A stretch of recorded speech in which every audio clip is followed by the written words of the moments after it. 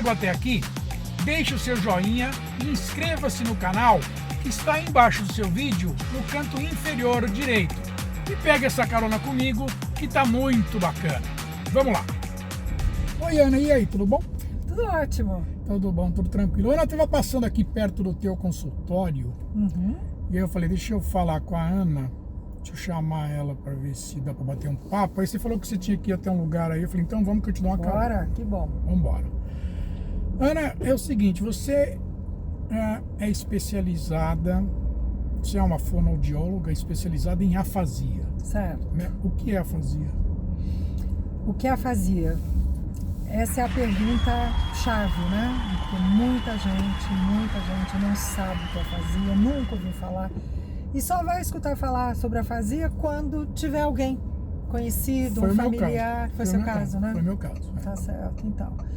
E a afasia é um problema de linguagem, sobretudo. É uma alteração na linguagem que acontece por conta de uma lesão cerebral. Tá. Então é um problema adquirido. Né? Você não nasce afásico. Sim. Né? E é uma questão, quando a gente fala de linguagem, a gente tem que pensar em linguagem oral, a produção, né? Daquilo que a gente quer dizer, os enunciados, as formulações, a nossa fala. A gente tem que pensar na compreensão, entender aquilo que os outros estão falando pra gente. Sim. E também a gente não pode esquecer a escrita, a linguagem escrita. Claro, né? Então claro. também pode afetar, quando você fica afásico, pode afetar a capacidade de leitura e a capacidade de escrita também, de Sim. você escrever. Tá? Como eu te falei, teve um caso próximo, né? Você sabe quem é, porque a minha irmã é tua cliente e ela ficou afásica. Agora ela leva uma vida normal, né? Porque a afasia, ela tem graus de gravidade? Sim, sem dúvida nenhuma. Né? Então você tem, por exemplo, geralmente quando a pessoa acabou de ter um AVC, né? Aí que as sequelas vão aparecendo. Né? Hemorrágico ou isquêmico? Tanto faz. Né? O hemorrágico, então, são dois processos aí que podem levar à afasia, né? A gente está falando de afasia de origem vascular, tá certo? Tá. Em função de um AVC. Acho que a gente pode ficar nesse escopo, isso. né? Porque você tem afasias também que estão dentro da perspectiva das demências, por exemplo. Afasia progressiva primária, são doenças degenerativas e tal. Mas a gente vai falar da afasia adquirida por lesão cerebral vascular. Que é diferente do Alzheimer, por exemplo. Não Sim, tem nada a ver, né? Mas a afasia progressiva primária é um tipo de demência, de degeneração, digamos assim, tá? Cortical, cerebral, tá? Então nós vamos ficar aqui no terreno das questões vasculares, da afasia por um problema vascular, que pode ser, como você mesmo falou, hemorrágico ou isquêmico, né? O isquêmico é sem hemorragia, né? O isquêmico... São duas dinâmicas diferentes. No AVC hemorrágico, né, era popularmente conhecido como derrame. Sim, derrame. Então é como se derramasse o sangue para fora da artéria. Né? Por isso que as pessoas falam, derrame todo mundo sabe o que é. Hoje em dia as pessoas sabem mais o que é AVC, mas afasia não. Então existe uma diferença entre o hemorrágico, que você tem o sangue, né, que vai escapar, né, da artéria. Né? Então você vai ter uma hemorragia, um sangramento. Né? Tem várias razões, você pode ter um aneurisma, você pode ter alguns processos aí. Então você vai ter o sangue nos tecidos, né? E aí você vai deixar de ter também a oxigenação desse tecido. E aí você vai ter uma lesão pela hemorragia. Que é mais grave, né? O hemorrágico sempre é mais grave, porque, né, no geral ele é mais grave, ele vai demandar procedimentos muitas vezes cirúrgicos e tal, né? E você tem que tomar providências, embora também o isquêmico você tem que fazer alguns procedimentos. Então o isquêmico, né, seria você ter um entupimento né, da artéria. De repente você tem um coágulo, um trombo que sai do seu coração e vai passeando pelas artérias e pode chegar numa artéria, vai pela carótida e chega na artéria cerebral. E aí você pode ter um entupimento, porque o coágulo tem um tamanho, ele vai passando pelas artérias que são mais grossinhas, depois vai diminuindo o calibre e aí entope. E aí você precisa correr pro hospital. Nos dois casos, tá certo? né? E aí a gente pode falar um pouquinho disso. Então, o isquêmico, você tem um entupimento, então o sangue não chega e você vai ter uma necrose, digamos, você vai ter uma lesão por falta de vascularização. Tá? Então são dois processos diferentes que podem levar a diferentes tipos de afasia, a diferentes características dessa afasia e diferentes tipos de gravidade, de severidade. Né? Voltando um pouco ao caso da minha irmã. Isso. Tá. Ela teve um AVC isquêmico, que foi, pelo que os médicos falaram, foi leve, não foi severo. E ela, durante um tempo, ficou sem memória. Né? A única pessoa que ela lembrava era de mim. Né? Tanto é que ela me ligou quando ela começou a se sentir mal. Mas ela não lembrava do meu pai, da minha mãe, não lembrava de nada que era... Tanto é que na casa dela tinha que botar post-it em tudo quanto era lugar, Você fez isso? Escrevendo prato, cadeira, não sei o quê. Sumiu tudo. Tá? E ela me disse, depois que ela recuperou a memória, ela me disse o seguinte: a sensação que eu tenho é que eu tenho a palavra na ponta da língua, mas ela não sai. Isso. É isso mesmo? É isso mesmo. Então, assim, muitas vezes, né, a pessoa que está com afasia, que está com esse distúrbio, ela não sabe explicar exatamente o que é que ela tem. É uma certa confusão, um embaralhamento, sabe? Um embaçamento das coisas, como se você jogasse todo o seu arquivo, né, de linguagem, daquilo que você sabe, o seu conhecimento, no lugar, eles ficassem todos meio misturados. Então, porque não é uma questão de memória em si, per si, como é, por exemplo, numa demência do tipo Alzheimer, que a primeira coisa é a memória. Né? Mas, no entanto, os AVCs transitórios, eles podem afetar a memória, tá? E é uma questão, assim, que dura 1, 2, 3 dias, é bem rápido e depois essa memória se estabelece. Pode ter, porque o cérebro ele é muito dinâmico, ele funciona conversando muito todas as áreas, tá certo? E às vezes pode afetar um pouco de hipocampo, por exemplo, e aí você pode ter uma questão de memória mais específica. No entanto, o que acontece, né? Quando você fica afásico, não é só a memória que está afetada, é a sua linguagem. Mas a linguagem, ela precisa da memória, precisa do conhecimento que você tem do mundo, das pessoas, das coisas, precisa da parte cognitiva bem também. Né? Então, o fato de você ter uma alteração de linguagem vai complicar na memória, na sua atenção, vai complicar em outros processos também do cérebro. Né? Então, normalmente, quando você está naquela fase aguda, a pessoa está sem falar nada quase, ela não consegue emitir uma palavra. Ela sabe o que ela quer falar, mas a palavra não sai. Não sai. Ou então vem uma outra palavra parecida com aquela, digamos, às vezes é parecido o som, às vezes é parecido porque é a mesma categoria, em vez de teatro, cinema, sei lá, coisas assim. Mas aos poucos isso vai voltando, né? A pessoa vai conseguindo articular algumas coisas ou começar a colocar essas palavras no lugar e fazer um enunciado e tudo mais. Mas dependendo da gravidade, tem pessoas que vão evoluir, né? Por exemplo, no caso da sua irmã teve uma evolução excelente. Tá certo? Então tem algumas pequenas coisas, às vezes uma palavra que a gente chama de parafasia, quando você troca uma palavra e a outra e tal, mas ela tem uma evolução excelente. Agora tem outras pessoas que, por exemplo, a extensão da lesão, né? E a área, né? Muitas vezes, se é uma área extensa do hemisfério, geralmente é hemisfério esquerdo, né? Geralmente tem afasias descritas também em lesões de hemisfério direito, mas no geral hemisfério esquerdo. Né? Então, por exemplo, tem pessoas que têm lesões extensas e tal, e afetando áreas que são de associação. Aí você pode ter, por exemplo, pessoas que evoluem falando uma só palavra ou uma só expressão, por exemplo. Né? Tem pessoas que não conseguem falar nem o próprio nome e falam, por exemplo, o que a gente chama de automatismo. Dedé, né? O senhor faz favor, o senhor faz favor. Teve um paciente que falava isso antes de tentar falar qualquer coisa. Ou um outro paciente que ele entendia tudo muito bem e quando ele ia falar, ele usava um palavrão. Olha que interessante. Pode falar palavrão aqui? Pode. Na nossa conversa? Pode. Ele, por exemplo, ele era palmeirense, né? Então eu perguntava: "Ei, o Palmeiras, como foi?" tá? Ou seja, já sabia. E aí se o Palmeiras ganhasse, e aí o Palmeiras?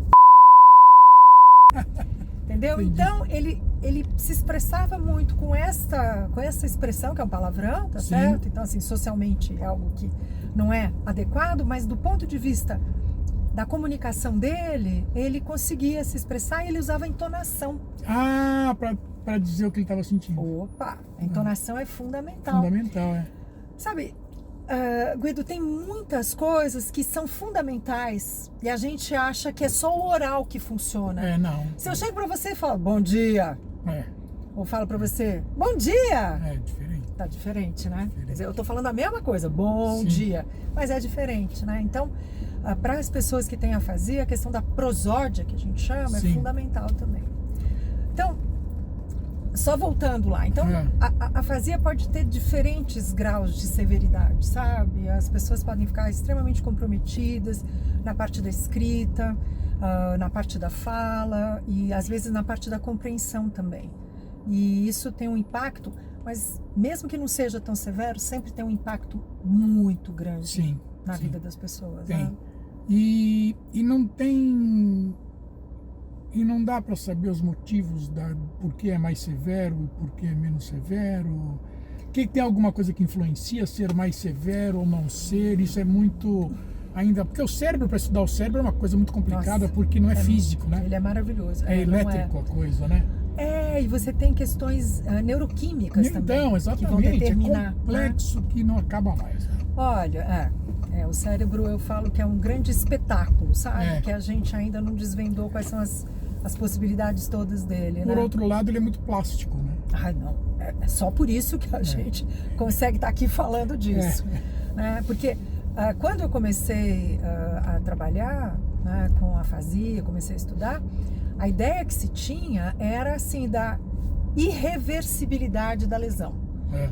Uma vez lesionado o cérebro, Acabou. caput, já era, entendeu? Então, assim, não tinha essa expectativa de que as pessoas pudessem melhorar, né? Sim. Porque também você tinha um embasamento teórico nas teorias localizacionistas. Então, assim, se a pessoa teve uma lesão nessa região e essa região ela não está falando, por exemplo, ou ela não está conseguindo falar os verbos, vamos supor, Sim. essa seria uma área onde aquela função estaria localizada. Então, assim, a lesão e a função estavam diretamente relacionadas. Então, você localizava a lesão e localizava a função também. Tá. Como se o cérebro fosse essa coisa, uma estrutura fixa, rígida, Sim. né? Então, assim, a lesou não tem mais jeito, né? E aí, o Luria foi um dos primeiros a falar, né? Um grande neurologista russo, né? O Luria foi um dos primeiros a falar dessa questão da plasticidade do cérebro, plasticidade neuronal, né? Se não dá por aqui, o cérebro, né? Ele começa a tentar, né, por outras vias. Ele cria outras sinapses. A gente sabe que isso é possível e é Sim. viável. Né? E, na verdade, eu acho que, se eu estiver errado, você me corrige, o termo plasticidade, o termo plástico não tem nada a ver com o plástico. Não, porque o plástico né? é rígido, né? Não, mas não o é plástico biodegradável nem nada. Mas ele chama plástico porque ao mesmo tempo ele é moldável, né? Exatamente. É nesse sentido que eu Que acho vem que do é grego, né? neuroplasticity, né? Essa coisa que ele é flexível, ele é dinâmico, né? A gente não pode pensar nunca no cérebro como uma estrutura fixa, rígida, que você tem áreas. A gente faz isso para poder entender. Exatamente. Aí você divide em hemisfério esquerdo, hemisfério direito, lobo frontal, lobo occipital, temporal, parietal. Aí você divide, por exemplo, em área de Broca, tem um nome. Sim. A área de Broca o Broca foi um que foi um dos primeiros a descrever a questão da afasia, sabe? 1861. Pois é. Tanto é que a fazenda da minha irmã é fazenda de brocar. Pelo só que tem nuances, pra ela, não é então. assim, pá, pum, tem características diferentes, né? Você não pode falar, esse paciente tem afasia de Broca. E colocar tudo nessa caixinha. Até a página 2. Isso, exatamente. Porque você está falando basicamente da área da lesão, entendeu? Aí você está associando a área da lesão com a afasia em si. Sim. Ou a área de Wernicke, por exemplo, que é a área da compreensão, digamos que é o lobo temporal. Então, o cérebro é muito mais do que essas áreas nas quais ele é dividido para a gente poder entender. Porque o homem, né, nós, quando a gente estuda, todo o conhecimento nosso, às vezes a gente tem necessidade de dividir, categorizar, etiquetar para poder entender o mundo, né? Só que o mundo não é feito de etiquetas nem nada, e a gente sabe disso principalmente quando você fica afásico, que você descobre que as palavras não caem do céu. Pois é. Né? Que a gente fala, se levanta, vai, conversa, dá ordem, argumenta, discute. Da onde vem tudo isso? Pois é. Ninguém nasce sabendo nenhuma palavra. Não, por quê? Não cai do céu, é construído. Isso aqui que nós estamos, esse nosso bate-papo, exatamente, é construído na nossa relação aqui. Uma coisa que eu percebi também é o seguinte: tudo que é abstrato é muito mais difícil. Número é difícil, por exemplo, para minha irmã. O que é abstrato nesse sentido? Abstrato nesse sentido, entendeu? Que não é 100% concreto. E uma coisa que eu aprendi também é o seguinte: cor. Hoje ela já domina a cor, mas a cor, se você pensar, você aprendeu o amarelo como ele é amarelo, não é porque ele chama amarelo, mas é porque ele é histórico, né? Mas é construção cultural, então, nossa. Construção cultural, exatamente. Tá certo? Porque se você pegar, por exemplo, quantos tipos de neve tem?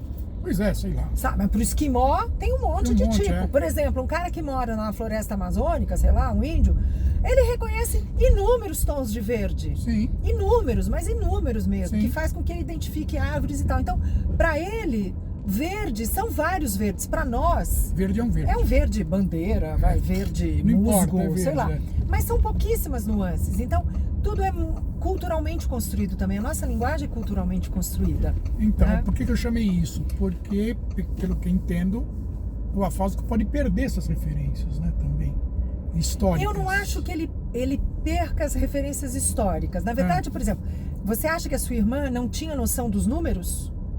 Tinha. Tinha. De quantidade. Tinha, de quantidade. O que ficou instável? Os nomes dos números. Os nomes e você falar 8.432, por exemplo. Não, perdeu, porque você tem uma memória de trabalho aqui também. Exatamente.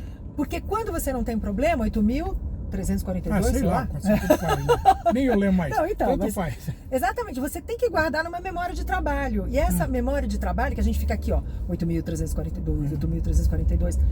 Isso a gente faz também baseado numa articulação aqui. E como, ó, 8.342... Mas trabalha em segundo plano, né? Sim, a memória de trabalho em segundo plano.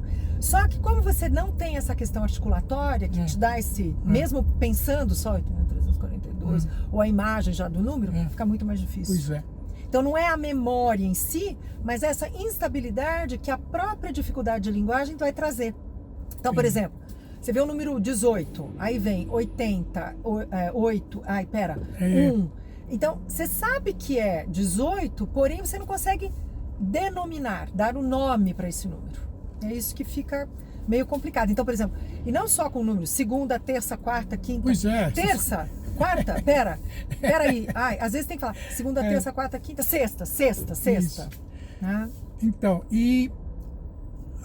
Agora, a coisa não é totalmente irreversível, né? A coisa não é totalmente um desastre, né? Porque existem fisioterapias, né? Coisa que eu jamais podia imaginar que pudesse ou terapia, você está falando em fisioterapia? Terapias para... Linguagem, né? Eu jamais imaginei. Você nunca, não sabia. Você só tomou conhecimento quando a sua irmã ficou com a afasia. Então, a gente diz... A gente fala fisioterapia, mas não é físico, não é físico. Não, é terapia de linguagem mesmo, né? Fonoaudiologia. O que acontece, né? A afasia não tem cura. Não. Do ponto de vista, assim, de o que significa cura. Você toma um remédio. Vai voltar o que você... As pessoas gostariam que tivesse uma varinha mágica, sabe? Ou que elas acordassem de manhã e estivessem falando de novo do jeito como elas falavam, né? Só que não existe cura para afasia, né? Mas tem a melhora. E a melhora vem, né, com a reabilitação, né? Com a terapia de linguagem, né? Que é é um árduo caminho. Eu não vou dizer que é fácil. É um processo lento, né? É um processo lento, é um processo dolorido, porque as pessoas, Guido, o que a gente tem como referência da gente é o que você sempre foi até você ter o AVC. Exatamente. Então, as pessoas, incansavelmente, elas se comparam a elas próprias antes de ter tido AVC. Esse é uma dor muito grande, entendeu? E assim, o que perdeu, né? É difícil você ver ganhar alguma coisa, né, com esse processo de reabilitação, né? Às vezes você ganha, você entende algumas coisas, principalmente isso, que a linguagem não cai do céu, que é uma coisa que é construída, que você depende dos outros para poder melhorar também, né? Uma coisa que eu queria ver com você, que eu acho que é importante também, se não for, você me fala que não é importante, mas a importância dos familiares e dos próximos. Fundamental. Sem dúvida, Guido. Assim, porque você vai ter que ter muita paciência, né? Vai ter que respeitar o tempo do outro, que é um tempo diferente para você formular uma resposta para uma pergunta. E é um tempo que você não teve que lidar com isso ao longo da vida, né? Sim. Dele, né? Sim. A gente costuma dizer que a afasia não é um problema só do paciente afásico, né? É um problema de todos que o cercam, porque em alguma medida, todo mundo vai ter que mudar um pouco o papel em relação àquela pessoa. Você vai ter que... Né, você é o irmão da Lena, só que, de repente, você é o irmão da Lena que teve um AVC e ficou afásica. Aí você tem que também reestruturar algumas coisas da sua relação com ela, né? Então, a Lena sempre foi uma pessoa super rápida, né? E, de repente, você faz uma pergunta, pera um pouquinho, eu vou... E você precisa conceder esse tempo diferente que ela precisa agora para poder enunciar alguma coisa, formular alguma coisa. O que eu brinco muito com ela é o seguinte, eu falo que a gente brinca de mímica falada. Né? Porque ela quer falar uma palavra, não fala a palavra. E às vezes a palavra não vem. Não vem, eu não falo. Aí ela vai me dando dicas, eu vou dando dicas para ela. Para que ela mesma possa falar. Aí ela mata. Por isso que eu falo que é mímica falada, né? Entendi.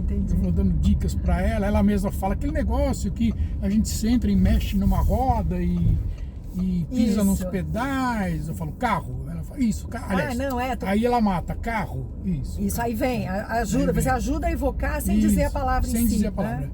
Né?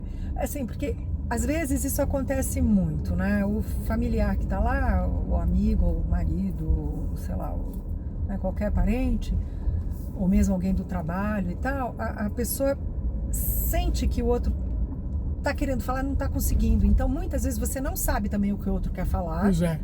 E aí as pessoas têm uma tendência a ficar adivinhando, sabe? É isso?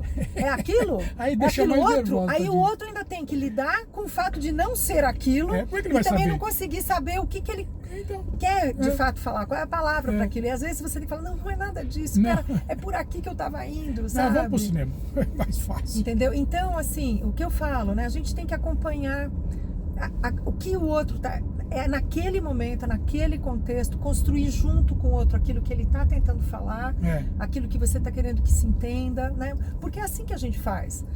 O tempo todo, a gente não sai de casa já com o script pronto, né? Não. A gente não sabe. Imagina. Sei lá, nós nos encontramos aqui, estamos falando... não tem roteiro. Falar sobre o que não tem roteiro. Né? E por que com o afásico teria que ter roteiro a partir de agora? Não tem também. Então a gente tem que estar junto com ele para poder fazer esses ajustes que a gente fala que são necessários quando a gente conversa, mas que é necessário para todo mundo, não é só porque você ficou afásico. Não. Tá certo? Não. Agora, você falou da família, do pessoal que está em torno. Ninguém fala sozinho. A gente precisa do outro, principalmente quando você ficou afásico. Sim. É fundamental. E eu costumo dizer assim que às vezes as características da afasia elas vêm muito também do enfrentamento que a pessoa consegue ter em relação àquilo que aconteceu com ela. Sim. Então você ficou afásico, você não fala mais, você não consegue voltar a trabalhar, né? A gente consegue só entender aquilo que a gente perdeu, né? Assim, bom, com o que ficou, o que eu posso fazer? Que essa é a base da reabilitação, né? Vamos lá. Claro. Buscar, assim, a partir do que eu tenho aqui, como é que eu posso avançar, ou melhorar, ou me adaptar, ou reformular, sei lá. E as pessoas só podem fazer isso junto com o outro. Sim. Então, tem pessoas que ficam deprimidas, né? Profundamente deprimidas com a situação em si e não conseguem. Pois é. Não conseguem sair dessa situação de... É como se fosse um abismo, sabe? Sim. E aí você se isola, você não quer sair, você não quer ver os amigos, você quer ficar em casa. Aí aquela velha questão, você liga a televisão. Pois é. Né? E às vezes as pessoas fazem isso. Fica aí assistindo televisão, Isso, proafásico, por exemplo. Aí ele fica lá plasmado naquela tela e não fala com ninguém. E a base da reabilitação, da recuperação, é você estar com o outro, é você fazer essas trocas. Exatamente. Que são a base da nossa existência humana, não é? É o que nos faz humanos também, né? Eu tô falando muito da minha irmã, mas é o caso que eu tenho mais próximo, né? E as dúvidas eu quero ver a partir dela.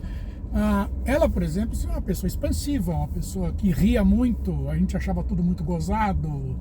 Entendeu? Sempre foi assim, né? Ela teve os momentos difíceis. Depois do AVC, você fala, depois do AVC. né? Ela teve os momentos difíceis, claro, os momentos de extravasamento e tudo mais, né? De choro. De choro, normal. Mas ela sempre foi muito expansiva, ela sempre quis aprender muito. Ela acordava de madrugada, não conseguia dormir, ela pegava o tablet e ficava lendo. Incrível, né? Incrível. Né? E 3 da manhã, das 3 às 7 da manhã, às 8. Eu quero melhorar, deixa eu ver aqui como é que é isso. Então, é você enfrentar. Isso é que eu chamo de enfrentamento. Isso. Ela decidiu enfrentar dessa forma, né? Tem pessoas que ficam deprimidas mesmo, né? Se fecham. Né? Agora, tem uma outra coisa que eu quero ver com você, que eu tenho 2 casos conhecidos. Tá? Um é de um primo que morava em Dubai, casado, tudo. Ele acordou um dia, olhou pra mulher dele e falou: quem é você? Onde eu tô? E só lembrava o nome do pai dele. A mulher dele teve que ligar pro Brasil e o pai dele embarcou naquela noite mesmo para Dubai, porque ele não conhecia ninguém mais. Não sabia que era Dubai, não sabia onde ele trabalhava. Por que estava lá? Por que estava lá, nada. E hoje ele está ótimo. E demorou quanto tempo para depois ele recuperar? Demorou coisa de 15 dias. 15 dias, né? Para estabilizar. Já o outro caso, que é um amigo meu, aconteceu a mesma coisa. Tá. Ele acordou de manhã e falou: desculpe, quem é você? Eu não lembro. Que casa é essa? Com 2 filhos também. Aí foi pro médico, tudo. Esse aí ficou 2 dias só e já voltou. O que é isso? É um apagão? Bom, pode ser alguma coisa assim, é um AVC transitório. Você tem, geralmente são isquêmicos, por exemplo, uma isquemia pequena, né? Naquele momento entupiu, não teve, aí dali a pouco você desentope, vamos supor. Não chegou a comprometer. Mais ou menos isso, né? A gente brinca de o roto-router, né? Vai lá e vai desentupir, que são os procedimentos que preciso fazer muitas vezes. Tem pessoas que tem que colocar stent também e tal. Então vamos supor, uma das coisas que pode ficar afetada, assim, é a memória mesmo. Olha aquilo que eu estava te falando. Pegou em que, né? Em que região?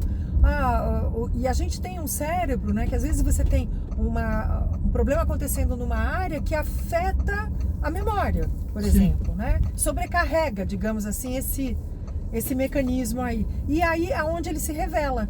Não sei onde eu tô e tal, não sei o quê. Depois retoma, isso aí volta. Não é uma questão, né? É algo que é breve. Mas isso é algum alerta? Eu acho que sim, com certeza. É assim, hospital. Não, foi. Não, direto, todo mundo. É assim. Não pode, né? Eu não sei, tô sentindo aqui, minha boca meio assim. Não sei, meu braço perdeu um pouco de força. Eu tô sentindo que eu tô falando meio enrolado. São sinais todos de que você pode estar tendo algum problema. Né? Então não adianta, então eu vou marcar com o meu médico, eu vou fazer isso e aquilo, eu vou... Não, é o hospital, porque é emergência. Tem que ir pro hospital. Tá? Mesmo que seja uma coisa assim que você fala, não, isso aqui é que eu tô estressado, que todo mundo hoje em dia usa, né? Isso deve ser estresse. Não, não é. Vá, tá? Então os sintomas são muito claros, né? A gente tem formigamento. Geralmente, né? Vamos supor, no caso da afasia, geralmente a gente tem uma lesão do lado esquerdo do cérebro, né? E existe um cruzamento, nem todo mundo sabe disso, existe um cruzamento de fibras. Então, se eu tenho uma lesão do lado esquerdo, vai afetar meu lado direito. Então, afeta a mão, afeta a perna, né? E o contrário, se eu tenho uma lesão no hemisfério direito, vai afetar minha mão esquerda, meu braço esquerdo, minha perna esquerda. A afasia, como a gente já falou, normalmente é uma lesão de hemisfério esquerdo. E afeta aqui mão direita, perna direita. Então, formigamento, perda de força de um dos lados, boca torta, qualquer coisa desse tipo, fala enrolada, tá? O que você tem? sintoma, sinal Sim. de que alguma coisa está errada. Dor de Sim. cabeça, de repente, Sim. tá? E isso é sinal de AVC. São sinais de AVC. Tá. Pode até não ser, mas de repente pode ser. E é Pode melhor ser. você ir para o hospital. Claro. Em hemorrágico nem se fala, tá certo? Porque a hemorrágico coisa é... É né? bravo, é? E no isquêmico, a gente diz que tem uma janela, sabe? De 3 a 4 horas, você tem uma janela onde você pode... A pessoa pode tomar um remedinho, Tá. tá? É o diabo verde. Tem um médico que usa diabo verde ou rotorruter. O diabo verde é um remédio que você põe lá para desentupir. Sei. Para desentupir a Artéria. artéria. É. Só que você tem um tempo para fazer isso. Tá. Né? E quanto mais rápido você for, menos sequela você vai ter. Sim. Porque aí você desentupiu, opa, funcionou de volta. É. De novo, né? É. Então, é correr para o hospital mesmo, tá? Às vezes o diabo verde não é suficiente, você Pois tem que é. usar o rotorruter, botar um Sim. stent, mas é um procedimento que é para o hospital mesmo, vai lá. Se não for nada, tudo bem, ótimo. E se for, você tá lá, você vai ser cuidado e tal, você minimiza Entendi. os sintomas, né? Entendi. As sequelas, desculpa. Entendi. Sequelas. Agora, Ana, como é que você classifica a afasia? É somente um acontecimento neurológico, um problema neurológico ou não? É, ótima pergunta. A afasia, a gente diz que não é só um problema de saúde, É. né? E não é um problema de saúde só do indivíduo que fica afásico. É um problema para toda a família e acaba tendo um impacto social muito grande. Então, a gente diz que a afasia é uma questão social também, Ah, né? tá. Por quê? Porque ela vai impactar não só a qualidade de vida, mas a perda, por exemplo, de indivíduos que estariam no mercado de trabalho que, por conta da afasia, vão deixar de estar. Sim. Né? Então, são pessoas que não conseguem voltar a trabalhar, são pessoas que têm dificuldade de se reinserir, né? Então, é uma questão social muito importante, e para o próprio afásico, né? Sim. Como é que ele toca a vida dele, né, com a afasia. Então, você tem casos, por exemplo, de pessoas que tinham uma determinada função que, tudo bem, mesmo sendo afásico, você consegue retomar aquela atividade, vamos supor. Mas você tem, vamos supor, um professor universitário, no auge da carreira, Imagina. né, que se torna afásico. Por uma Advogado. questão... pode ser um advogado, pode ser um professor na área de neurociências, qualquer filosofia. Sim. Como é que ele vai conseguir dar aula? Como é que ele vai, né, retomar a capacidade de pesquisa dele, a vida acadêmica? É muito difícil. Ou um né? vendedor, né? Um vendedor. Quem precisa usar da palavra é que...